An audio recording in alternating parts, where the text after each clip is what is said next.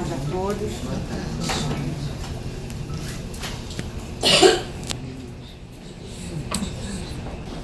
Para apresentar um trabalho o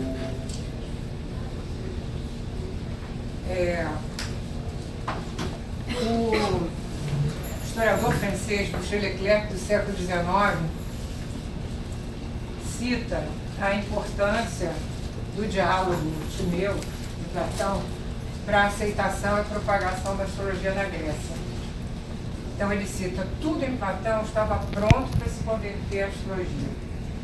E eu fiquei muito interessada em descobrir o que no Timeu que poderia, quer dizer, desde que eu comecei a estudar astrologia, na verdade, eu ouvi falar isso. E depois eu li em Michel Leclerc. Depois disso, li em dois historiadores modernos, o Jean Tester e o Gaetan Barton, meio que confirmando o que Leclerc havia escrito no século XIX. Então eu comecei a buscar uma maneira de fazer uma pesquisa. Eu incentivava muito pesquisa no grupo de alunos do Espaço Céu e já se tinha feito uma pesquisa sobre astrologia e saúde com o Dr. Sérgio Montari, no final do curso do Dr. Sérgio. Então, tentando montar um grupo para fazer essa pesquisa. Só que a gente precisava, na verdade, de ter um coordenador, um filósofo, que pudesse nos orientar com relação a essa condição. E eu levei alguns anos convencendo Marcos Reis, que hoje participa da Academia Celeste, né, que é professor acadêmico, de coordenar essa pesquisa. Mas Marcos estava fazendo um doutorado exatamente em Platão. Falei, bom, você é a pessoa certa, eu vou esperar. Então vamos esperar para... Quando ele voltou do doutorado, então ele se dispôs a coordenar essa pesquisa, da qual participaram Lúcia Xavier, que está aqui presente, Tereza Samuel, que está aqui presente, Regina Célia de Souza, que não está, Marilda Goulart, que não está, Sandra Fandas, que deve estar chegando do exterior amanhã, e eu, mas sem o Marcos, que exatamente é um expert em Platão, que foi tema do seu doutorado, seria impossível, era preciso uma orientação para que a gente pudesse fazer essa pesquisa. Que características realmente teriam sido apreendidas do Timeu? E, concluída a pesquisa, em 2004, nós publicamos no livro O Timeu de Platão e a Astrologia. Quer dizer, cada uma se responsabilizou por uma determinada área, e então nós fizemos. Eu tenho um imenso orgulho de ter podido contribuir para a astrologia com esse trabalho de pesquisa de um grupo que se dedicou durante 1 ano e meio para que a gente pudesse concluir esse trabalho, né? Então nós vamos ver, nossa busca era exatamente encontrar o que é que poderia corresponder ao que Leclerc disse. A gente partiu do princípio de que não poderia haver astrologia no Timeu, porque o Timeu, na verdade, é anterior à entrada da astrologia na Grécia, né? Ele já entrou no século III, e Platão é do século V para o século IV. Então, não que a gente fosse procurar astrologia, mas o que poderia ter levado aquelas indicações, né? O Timeu, o diálogo Timeu, é a parte final da obra de Platão. Tem como personagens Timeu, Sócrates, Crítias e Hermócrates, e os personagens, na verdade, se encontram porque é considerado pelos comentadores de Platão que o Timeu seria um segmento da República. Então, de alguma maneira, e na República o Sócrates havia construído uma cidade teórica para descrever as características de uma cidade ideal e justa. No Timeu, o Sócrates quer examinar como seria tal cidade teórica com vida. Para chegar a isso, propõe, em primeiro lugar, a construção do universo como um todo. Ou seja, uma cosmogonia, como que nasceu o universo, né? Timeu vai ser o personagem encarregado de descrever essa construção e também de descrever a natureza humana de forma que depois Critias pudesse descrever os homens vivendo na cidade ideal no contexto do universo que foi criado. Então, a cosmogonia constitui a maior parte do diálogo do Timeu e é o principal motivo de sua fama. E também por causa disso é que exatamente ele serve bastante à astrologia. Porque para a astrologia fazer sentido é necessário que exista um universo. E a inclusão no Timeu da cosmologia e as regras que realmente constituem o universo oferece uma visão do mundo na qual a astrologia pode se embasar.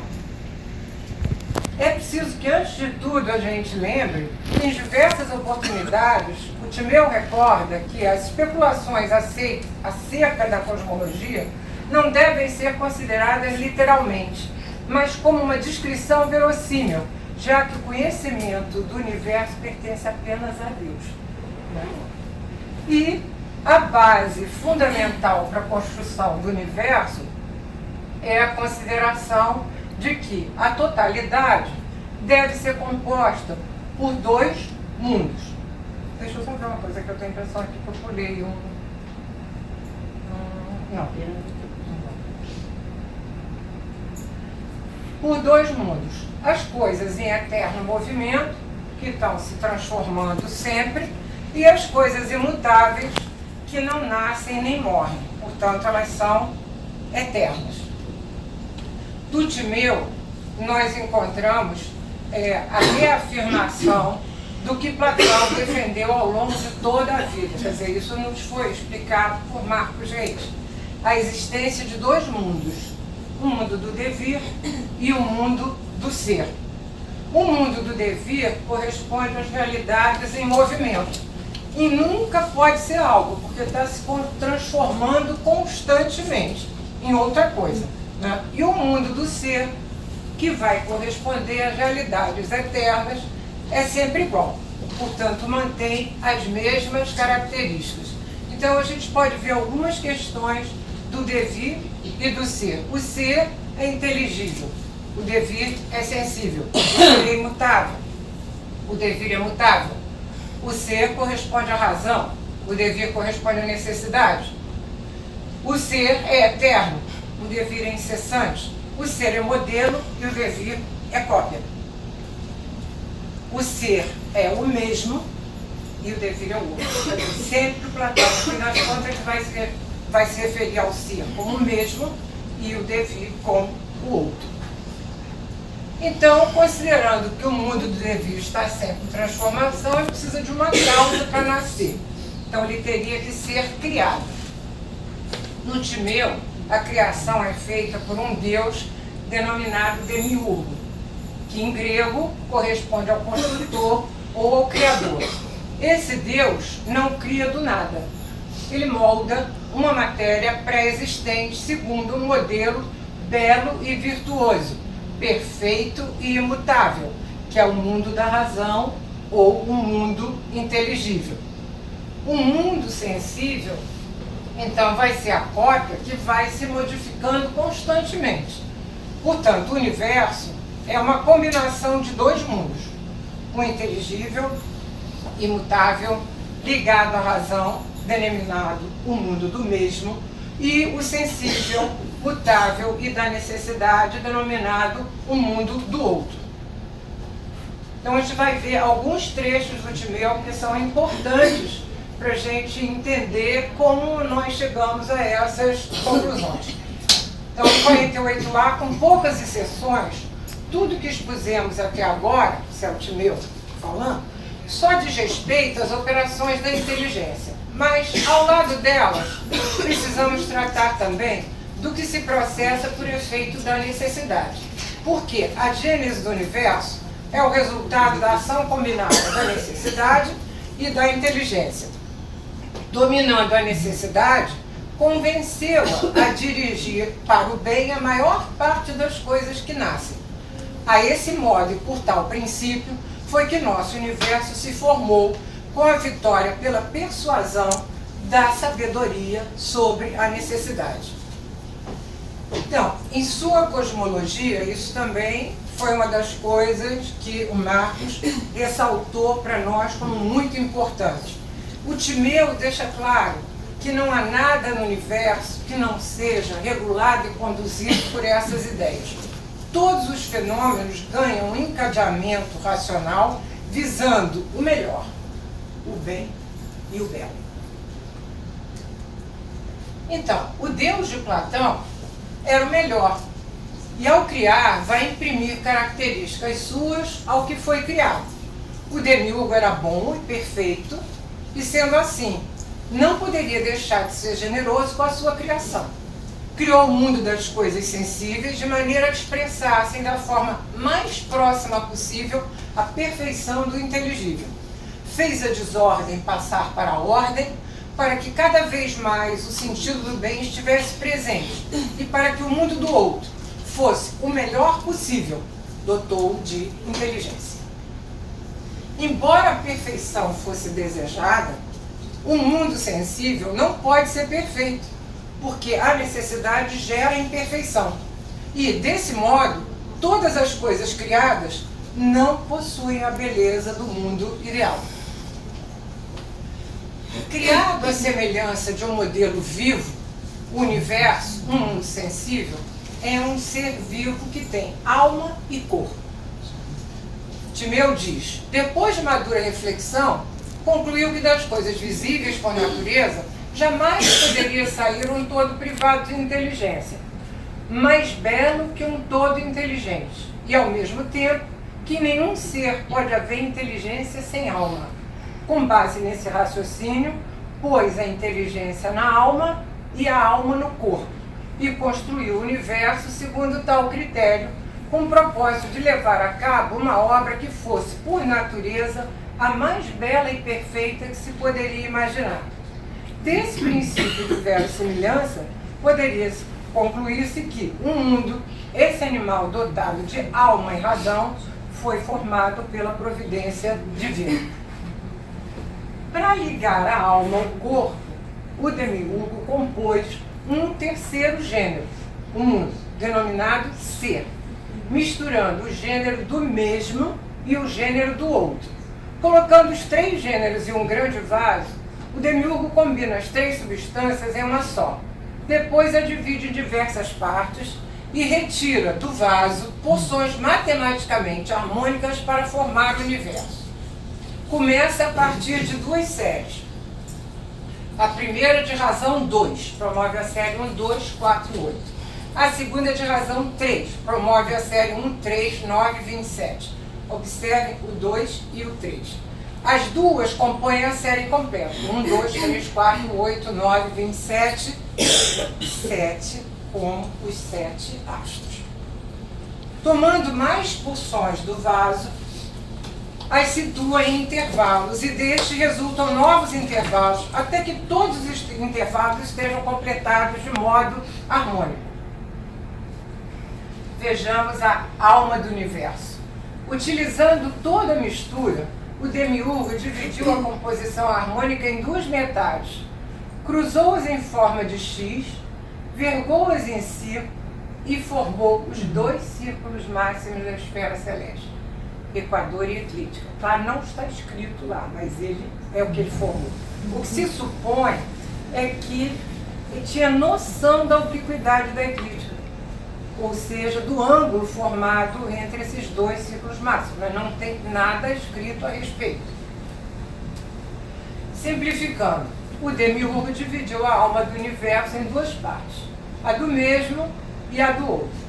A parte do mesmo corresponde à abóbada celeste, onde se encontram os astros fixos, as estrelas.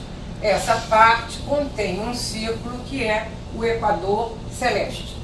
A parte do outro é composta pelos 7 astros errantes, conhecidos os planetas.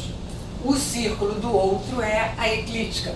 Então, a figura escolhida pelo Demiurgo para dar forma ao universo é a esfera, considerada a mais perfeita das formas por ter todas as extremidades situadas a uma mesma distância do centro.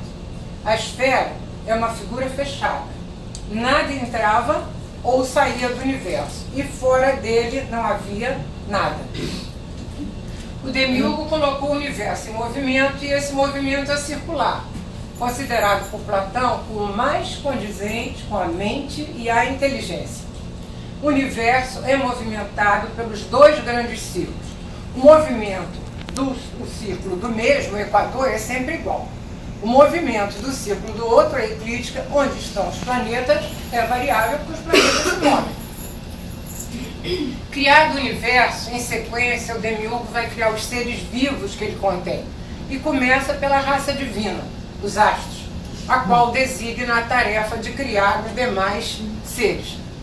O tempo é a forma que o Demiurgo encontra para imitar a eternidade. E a raça divina, os astros, é criada para marcar o tempo. Sendo divina e criada pelo Demiurgo, esta raça só pode ser desfeita pela vontade dele, portanto não está sujeita à morte. De qualquer modo, por representarem o tempo, os astros e o universo foram criados no mesmo momento para que, se algum dia acabarem, isto ocorra simultaneamente. No 37 DE, o Timeu diz: e por esse motivo de um animal eterno, ele cuidou de fazer também eterno o universo, na medida do possível. Mas a natureza eterna desse ser vivo não podia ser substituída em toda a sua plenitude ao que é engendrado. Então, pensou em compor uma imagem móvel da eternidade, e ao mesmo tempo em que organizou o céu, fez da eternidade que perdura na unidade essa imagem eterna que se movimenta de acordo com um número a que chamamos tempo. E como antes do nascimento do céu não havia nem dias nem noites, nem meses nem anos, foi durante aquele trabalho que ele cuidou do seu aparecimento. E aí ele vai dizer que o tempo imita a eternidade e se move em círculo segundo o número. Para definir os números do tempo e assegurar sua conservação, o Demiurgo cria o Sol, a Lua e os 5 astros errantes dos planetas, e um por um os coloca em 7 órbitas no círculo do outro. Lembrando que, nesse tempo, o centro do sistema era a Terra, e os astros giravam em volta da Terra. Daria origem da coisa geocêntrica, que a astrologia até hoje é criticada por causa disso. Só que se a gente está na Terra, a gente tem que observar o céu a partir da Terra. Então, alguns astrônomos ainda acham que a gente não sabe que o Sol está no centro do sistema, mas todos nós sabemos, né? Então a Lua é colocada na primeira órbita, a mais próxima da Terra. O Sol na segunda órbita. Vênus, denominado astro da manhã, e Mercúrio, consagrado a Hermes, são colocados em círculos ou órbitas diferentes. Com relação a Marte, Júpiter e Saturno, embora sejam citados, Timeu não se detém para explicar em que órbitas eles foram colocados. E ele vai definir no 39b. O Deus fixou um luminar na segunda órbita, a partir da Terra, a que chamamos Sol. Assim foi feito a fim de que o céu fosse luminoso por toda parte e que os seres vivos, para os quais fosse conveniente, participassem do número que eles aprenderam a conhecer à vista da evolução do mesmo e do semelhante, o outro. Assim, por essas razões, nasceram a noite e o dia, que formam a revolução do círculo único de todos os mais vistos. Assim nasceram o mês, quando a Lua, tendo percorrido sua órbita, reencontra o Sol. O ano, quando o Sol completa a sua revolução. Criados todos os astros para juntos constituírem o tempo, colocados em movimento, tornaram-se seres vivos, apreenderam o que o Demiurgo lhes ordenou e se incumbiram da tarefa de criar as demais raças. Na criação das demais raças, Timeu dedica mais atenção à elaboração da alma humana.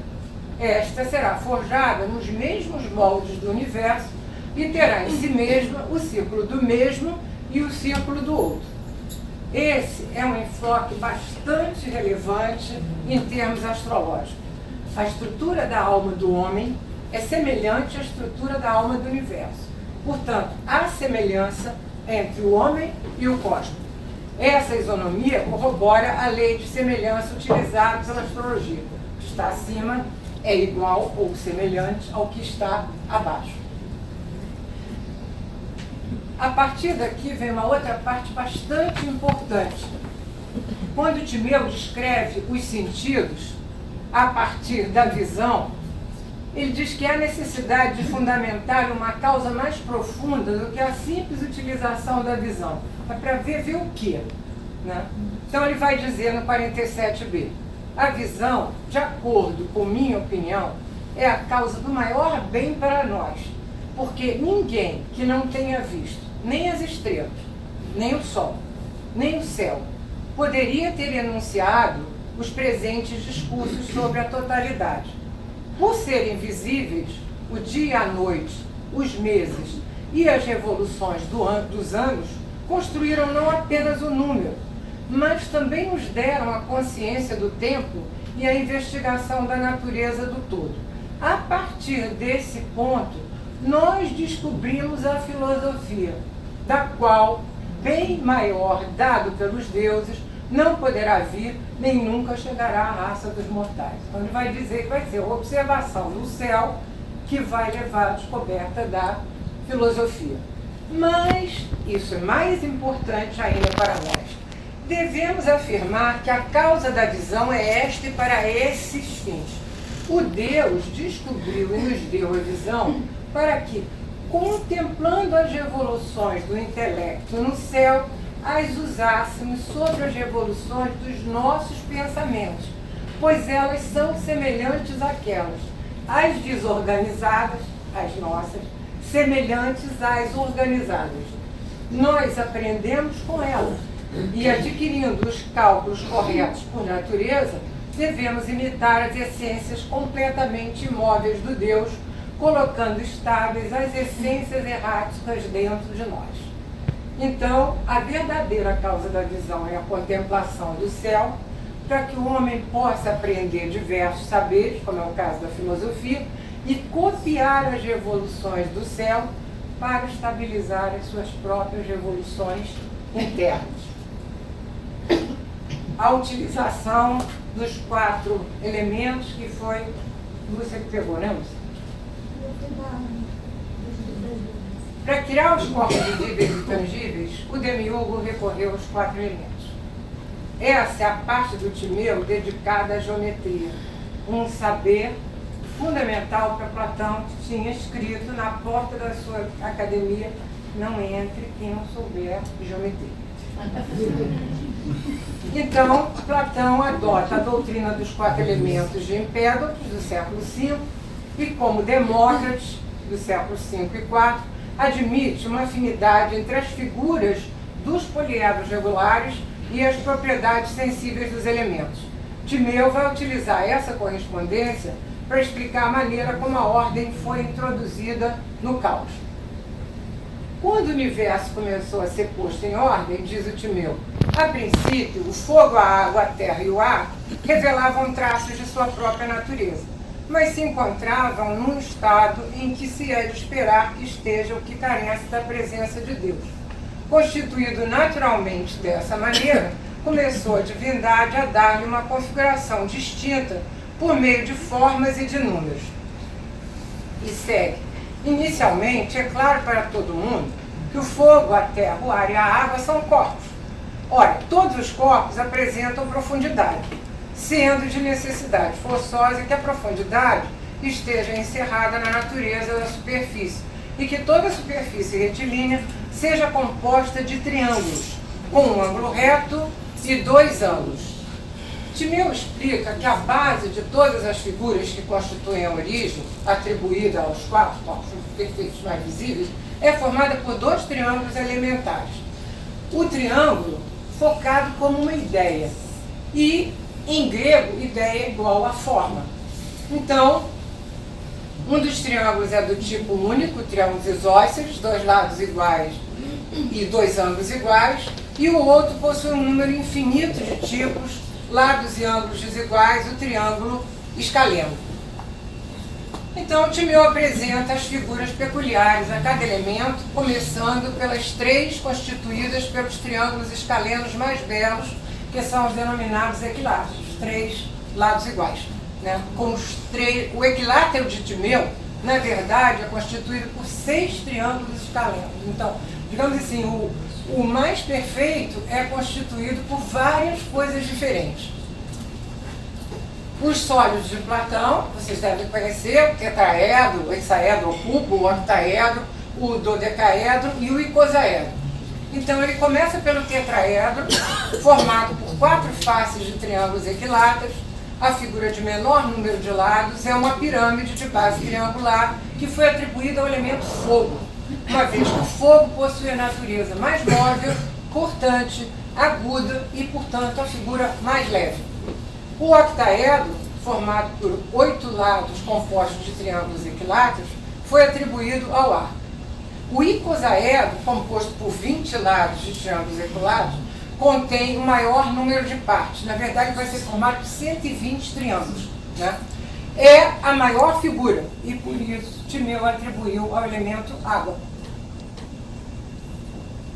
Com a geração desses sólidos, um dos 2 triângulos elementares completou sua missão, ou seja, o triângulo isósceles encerrou aqui, cabendo agora ao triângulo, ao escaleno, cabendo agora ao triângulo isósceles engendrar a natureza do quarto corpo, que é o hexaedro, ou cubo, também composto por 6 faces quadradas. Cada face é constituída por 4 triângulos isósceles.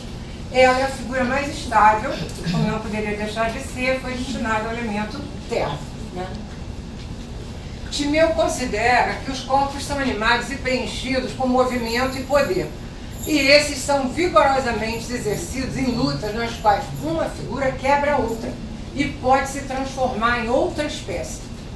Nessas lutas, o fogo, o ar e a água podem se transformar nos outros porque os triângulos que as constituem são do mesmo tipo, escalenos. A Terra não vai poder.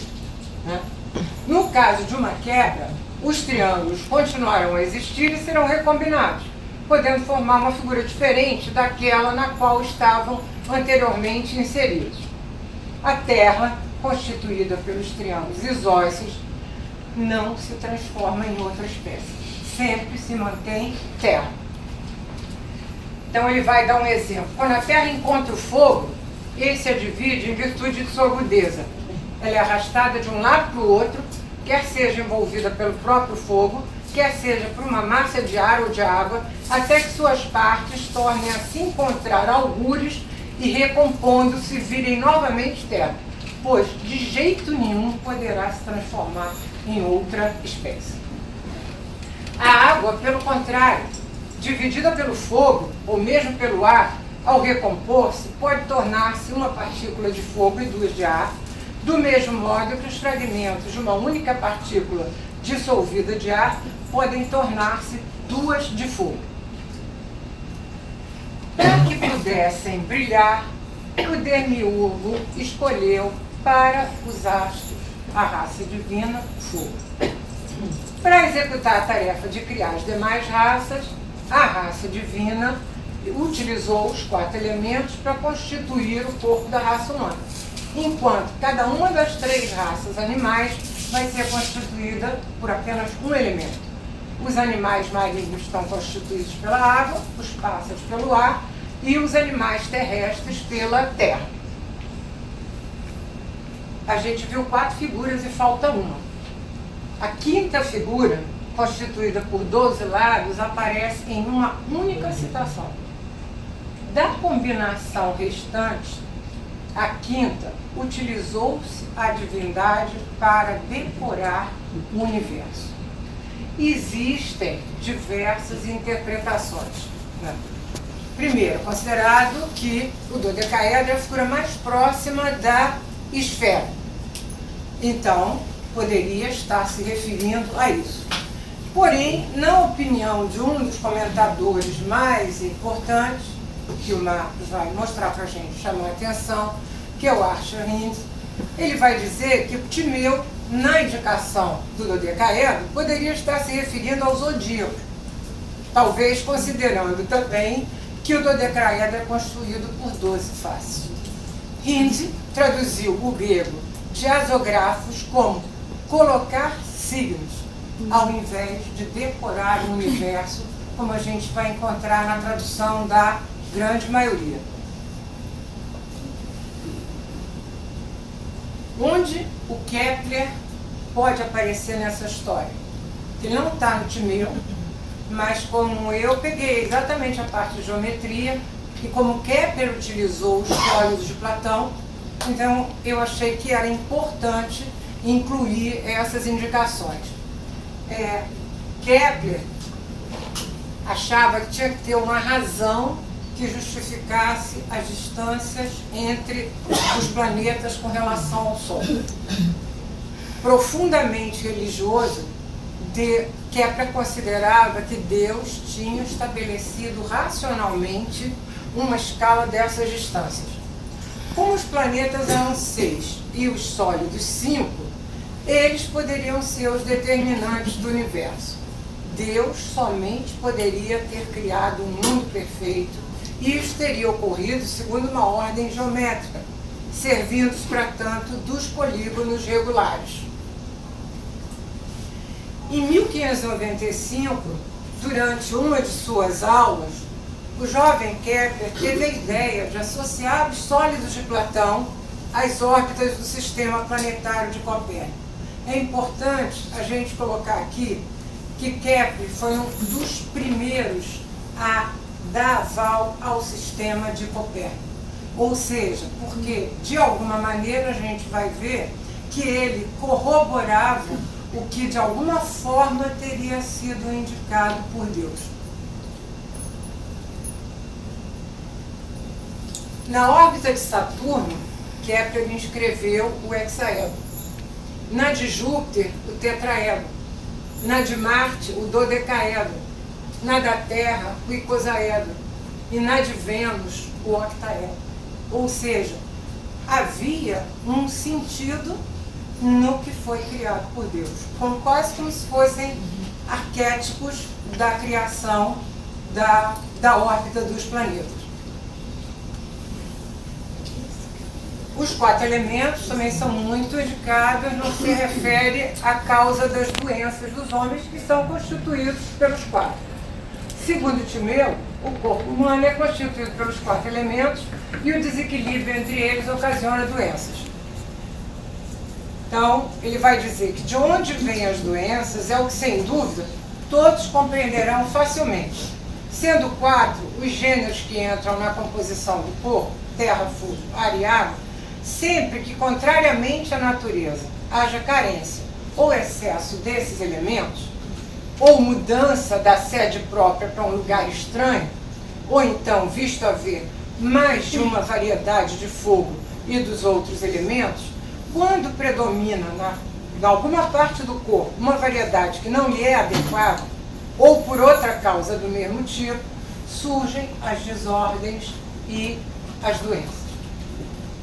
Um exemplo dos excessos é apresentado na citação 86A. Excesso de fogo produz inflamações e febres contínuas. O excesso de ar provoca febres cotidianas e o de água, febres terçantes, por ser mais morosa a água do que o ar e o fogo. O excesso de terra, o mais lento dos 4 elementos, exige um período mais lento para purificar-se e produz febres quartantes, difíceis de combater. Além disso, Timeu também ressalta a importância do equilíbrio entre a alma e o corpo. No que diz respeito à saúde e às doenças, à virtude e aos vícios, não há proporção nem desproporção de maior importância do que a existente entre alma e corpo. E aqui a gente vai encontrar um embasamento para a premissa astrológica da correlação entre os fenômenos celestes e os terrestres. Timeu 80b. Em tudo só há um meio certo de cuidar, seja do que for, de conceder a cada coisa a alimentação e os movimentos adequados. Os movimentos semelhantes com a porção divina dentro de nós são os pensamentos do todo e as revoluções circulares.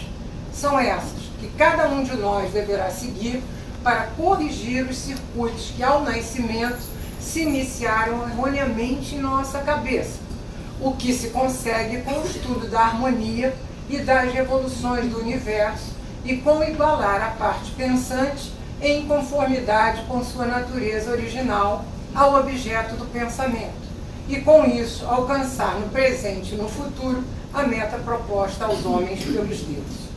Então, Marcos fez a seguinte interpretação dessa passagem: a meta proposta não pode ser nada além da felicidade. Quase não precisamos falar mais nada para apontar a implicação astrológica que resulta dessa passagem.